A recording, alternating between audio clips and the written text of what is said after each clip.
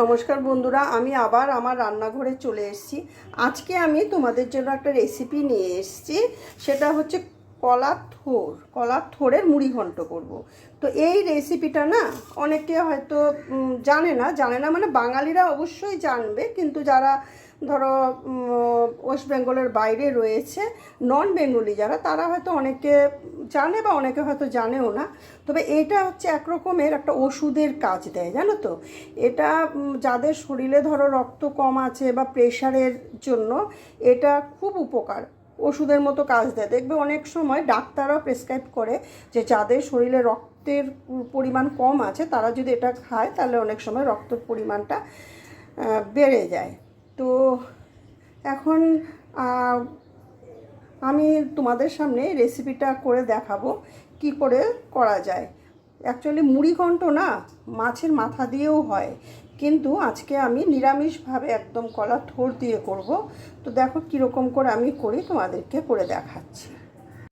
তাহলে দেখো, আমি প্রথমে এই যে একটা থোড়টা নিলাম, থোড়টাকে না ঠিক এরকম করে ছিঁড়ে দিতে হবে।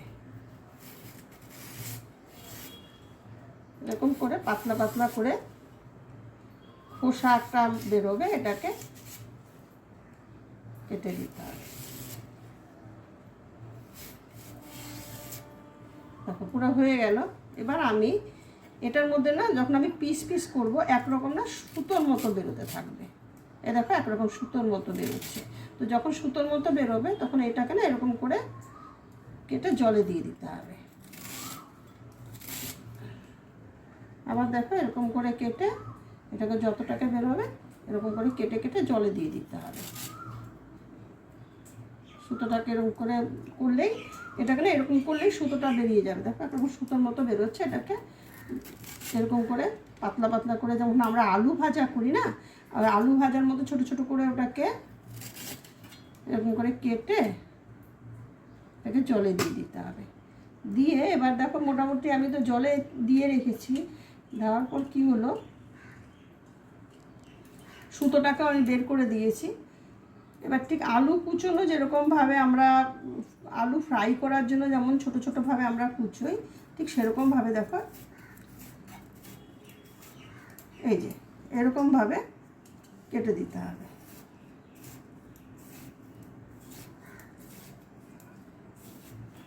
এই যে এরকমভাবে ছোটো ছোটো করে আলু ভাজার মতো কেটে জলের মধ্যে দিয়ে দিতে হবে। এটাকে পুরোটাকে না এরকম করে কেটে সুতোটাকে এরকম করে দিলেই বেরিয়ে যাবে। আবার দেখো এরকম কাটলাম, একটু সুতো একটু টাইম লাগবে কাটতে, আর কিছুই না। এরকম করে ছোটো ছোটো করে কেটে নেব। আবার আরেকবার কাটলাম, এই যে সুতোর মতো বেরোচ্ছে, এই সুতোটাকে এরকম করে আমরা বের করে দেব। দিয়ে আবার দেখো এরকম করে কেটে জলে দিয়ে দিলাম। এরকম করে কেটে জলের মধ্যে এরকম দিয়ে দিতে হবে। তাহলে কি হবে, যে মোচার থোড়ের যে ইয়েটা রয়েছে, মানে একটা সাদা কালার থাকবে, সেই কালারটা নষ্টও হবে না এবং কষটা ছেড়েও দেবে। বাদামটা দেখুন আমার ভাজা হয়ে গেল। শুকনোভাবে বাদামটাকে আমি ভেজেছিলাম, আমার বাদামটা ভাজা হয়ে গেল। এবার আমি বাদামটাকে নামিয়ে রাখলাম। নামিয়ে রেখে এবার আমি কড়াইয়ে তেল দেব। অবশ্যই এটা সাদা তেলে করবেন। তেলের মধ্যে আমি ছোট ছোট করে একটা আলু ভেজে রেখেছিলাম, এই আলুটাকে আমি তেলের মধ্যে দিয়ে দেব। দিয়ে আলুটাকে আমি একটু ভেজে নেব। আর বাদামগুলো ঠান্ডা বোধহয় হয়ে গেল। এবার আমি এটাকে এরকম করে বাদামের যে এগুলো খোসাগুলো আছে পুরো আস্তে আস্তে করে ছেড়ে দেব।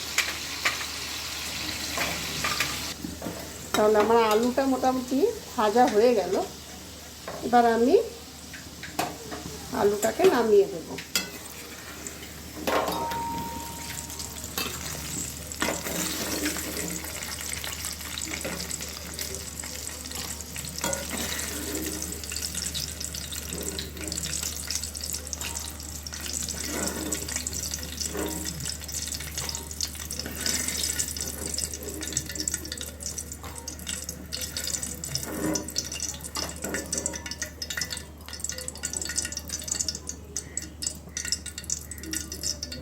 এবার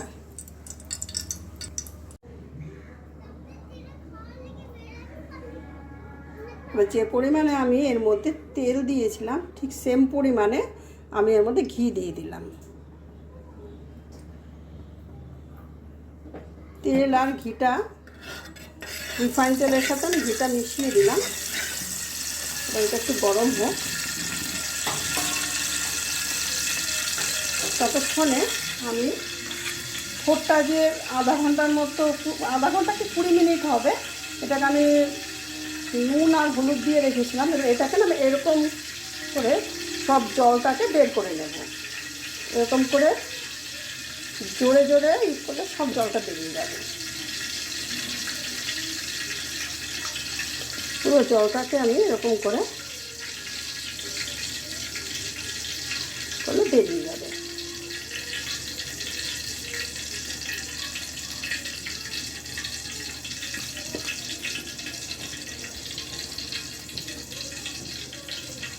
এরকম করে আমি পুরো যতটা জল আছে পুরোটাকে আমি এরকম করে বের করে নেব। আর এদিকে কড়াই দেখে এটা গরম হলো কিনা, হ্যাঁ গরম হয়ে গেছে। এবার আমি এর মধ্যে দেব জিরে, ফোড়নে দেব জিরে,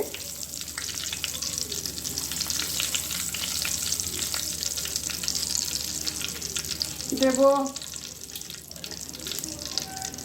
এলাচ, লবঙ্গ আর দারচিনি একসাথে মিশিয়ে দিয়ে দেব। শুকনো লঙ্কা দেব,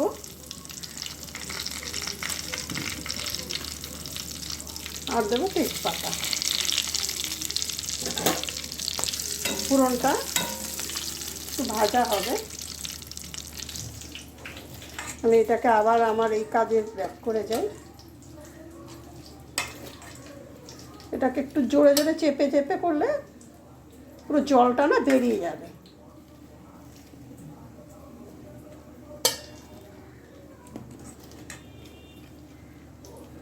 করে জোরে জোরে করলে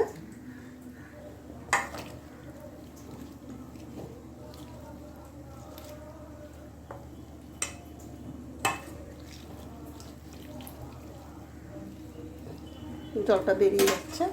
দেখুন কতটা জল বেরিয়ে গেছে। আমি যেটাকে করেছিলাম, দেখুন কত জল বেরিয়ে গেছে এর মধ্যে থেকে। এরকম জোরে জোরে যখন এরকম চেপে চেপে চেপে জলটাকে পুরো বের করে নিলাম। পুরো জলটাকে দেখুন বের করে নিয়েছি। আর আমার এখানে ফোড়নটাও মোটামুটি গরম হয়ে গেছে। এবার না আমি এর মধ্যে খুব সুন্দর একটা গন্ধও বেরিয়েছে, এত সুন্দর একটা গন্ধ বেরিয়েছে। ঘি, এলাচ, দারচিনি, গরম মশলা, খুব সুন্দর গন্ধ বেরিয়েছে। এর মধ্যে আমি গোবিন্দভোগ চাল কিছুটা ভিজিয়ে রেখেছিলাম, তো গোবিন্দভোগ চালটা আমি এর মধ্যে দিলাম। গোবিন্দভোগ চাল বা পায়েস করি যেটা দিয়ে, আমরা যে চালটা দিয়ে পায়েস করি, সেই চালটাকে আমি ভিজিয়ে রেখেছিলাম। সেই চালটাকে আমি এর মধ্যে দিয়ে দেব।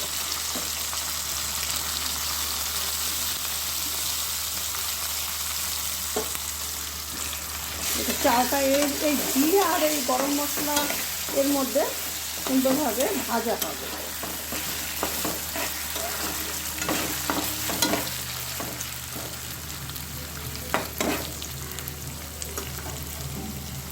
এটা ভাজা হতে থাকবে। আমি দেব কাঁচা লঙ্কা, 4-5টা কাঁচা লঙ্কা দিয়ে দিলাম। একসাথে সব দিয়ে আমি একটু ভাজা করতে থাকবো।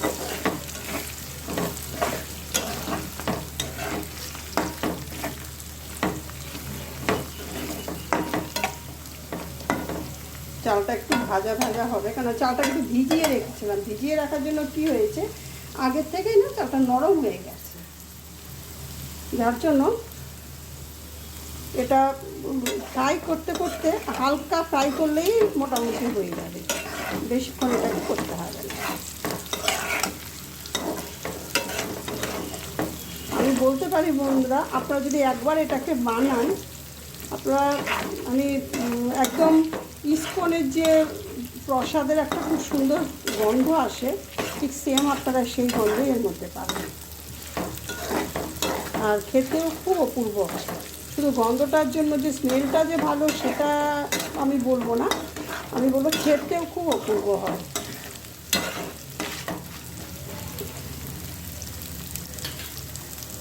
এটা মোটামুটি দেখুন হয়ে গেল, ভাজাটা তো হয়ে গেছে। এবার এর মধ্যে আমি 1 চামচের মতো ধনে আর জিরে 1 চামচের মতো আমি দেব। পেস্ট একসাথে মিশিয়ে পেস্ট করেছিলাম জিরে ধনে, সেই পেস্টটা আমি এর মধ্যে দেব।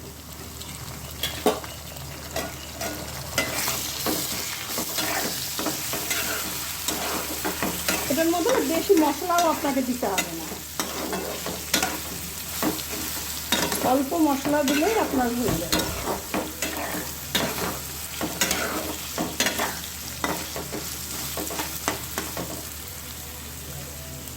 অল্প একটু দিলেই এর মধ্যে হয়ে যাবে। এখন এটা হচ্ছে, দেখতেও খুব সুন্দর লাগছে। এরপর আমি দেব এর মধ্যে 1 চামচের মতো পরিমাণ, কেন আমি ওখানে নুন দিয়েছিলাম, এর মধ্যে তাহলে আমি একটুখানি নুন দিয়ে দেবো ভাজা মশলাটার মধ্যে। তা ভাজা হচ্ছে তার সঙ্গে মধ্যে আমি নুন দিয়ে দেবো।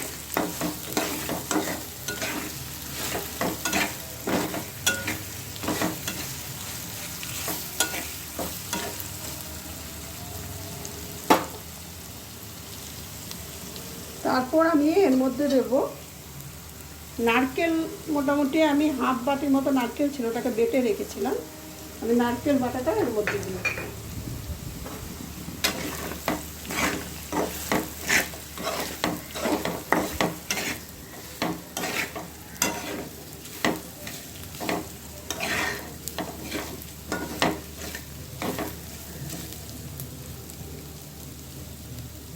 নারকেল বাটাটা দেওয়ার পর একটুখানি ওটার মধ্যে এই 2-3 মিনিটের মতো ওটাকে একটু ফ্রাই করতে দেব। দিয়ে এর মধ্যে দেব হলুদ, আমি হাত দিয়ে দিলাম।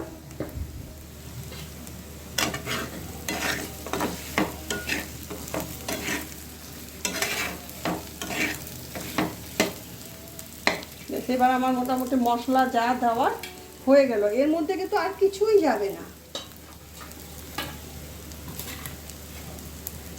এবার আমি যতটা করে রেখেছিলাম ভেজে, ওটাকে কলার যে ঠোঁটটা ছিল, ঠোঁটটাকে পুরোটাকে এর মধ্যে ঢেলে দিলাম। যতটা ঠোঁট ছিল এর মধ্যে পুরোটা ঢেলে দিলাম।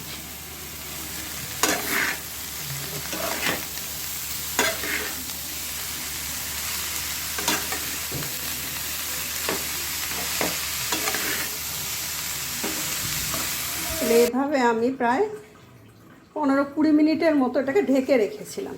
এবার আমি এটাকে খুললাম। এটাকে না একবার করে আপনারা এরকম করে দেবে বন্ধু, তোমরা এরকম করে দিয়ে উল্টাবে, আবার দেখবে এটাকে হলো কিনা। এরকম করে 2-4 বার করে ঢেকে তোমরা এটাকে নাড়িয়ে দিতে হবে। দেখো কতটা ছিল আর কমে দেখো কতটা হয়েছে। নিজে নিজে এটা না যতটা সেদ্ধ হবে ততটা কমতে থাকবে এটা। এবার আমি এর মধ্যে যে আলুটা ফ্রাই করে রেখেছিলাম না, সেই আলুটা দিয়ে দিলাম। আলুটা দেওয়ার পর এর মধ্যে আমি দেব এই 1 চামচ 2 চামচের মতো প্রায় চিনি দিয়ে দেব।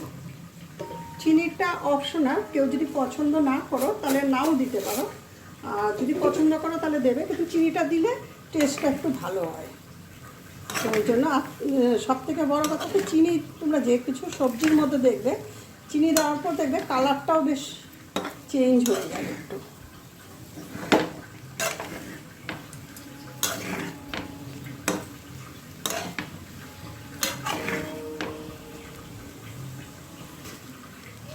এটা মোটামুটি হয়ে যাওয়ার পর্যায়ে রয়েছে। এবার আমি এর মধ্যে গরম মশলা দিয়ে দেবো।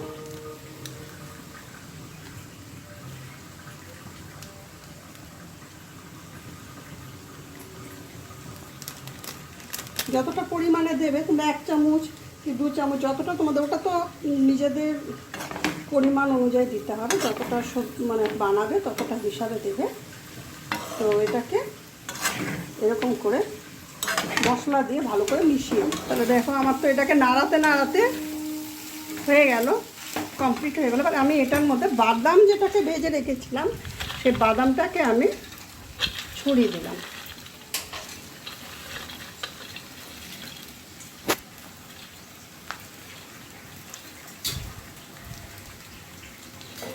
বাদামটাকে আমি এটার মধ্যে ছড়িয়ে দিলাম, দিয়ে একটুখানি মিশিয়ে দেবো।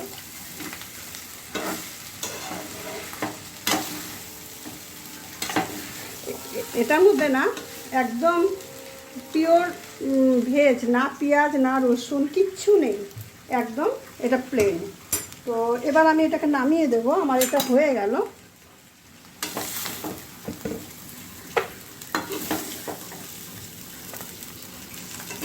আমার হয়ে গেল, দেখো এটা আমার হয়ে গেল। আমি পুরো এটাকে নামিয়ে নিলাম। আমার এই হয়ে গেল মুড়ি ঘন্ট, তোমার কলা থোড়ের মুড়ি ঘন্ট। বন্ধুরা তোমরা যদি এটাকে যদি তোমরা করতে চাও অবশ্যই একবার করবে, এবং কীরকম হয়েছে আমাকে একবার তোমরা করে জানাবে। আর তোমরা যদি করো তাহলে রান্না করে যদি তোমরা দেখাও আমার আরও ভালো লাগবে, আমি আরও ভিডিও করতে আগ্রহী থাকবো বা খুশি হব। ঠিক আছে, তো নমস্কার। লাইক করবে, একটু লাইক করে দেবে, একটু সাবস্ক্রাইব করে দেবে। নমস্কার।